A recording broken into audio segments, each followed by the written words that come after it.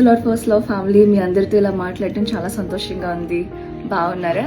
ప్రార్థన చేసుకుంటున్నారా? దేవుని మహిమను ఆయన కృపను అనుభవించగలుగుతున్నారా? లాస్ట్ వీక్ మా మదర్ మేము ఇంట్లో పెట్టుకోవడానికి ఒక మంచి వాల్ క్లాక్ పర్చేస్ చేశారు. దానిని తీసుకొని వచ్చారు, ఇంట్లో బెడ్రూమ్ లో తగిలించారు. Everything was fine till then. లేస్తానే ఫోన్ చూసి అలవాటు ఉంటది కదండి మనలో కొంతమందికి. అలాగే నాకు లేస్తానే నా ఎదురుకొండే వాల్ క్లాక్ చూసుకునే అలవాటు ఉందన్నమాట.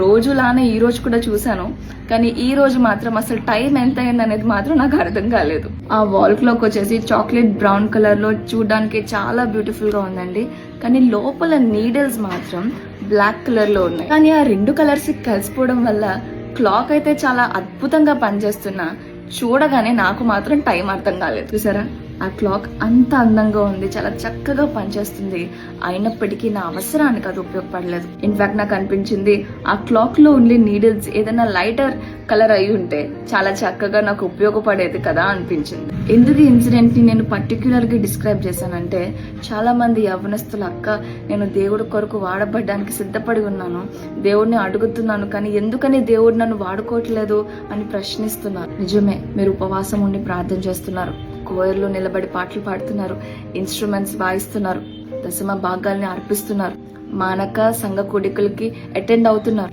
ఇవన్నీ కూడా క్రీస్తుని మనం వెంబడిస్తున్నామని మనల్ని మనం కన్విన్స్ చేసుకోవడానికి, లోకం ఎదుట మనం ప్రూవ్ చేయడానికి ఒక పై అలంకరణ లాంటిది మాత్రమే అని నేను అంటాను.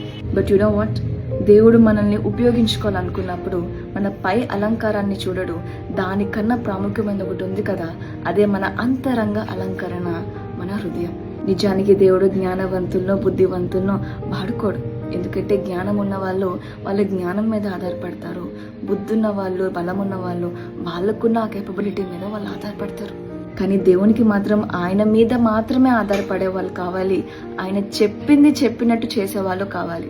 అందుకే కదా బైబిల్లో అనేక మంది ప్రవక్తలు దేవుడి దగ్గర నుంచి విని దేవుడు ఏం చెప్పాడో అది చేయడం మనం గమనిస్తాం.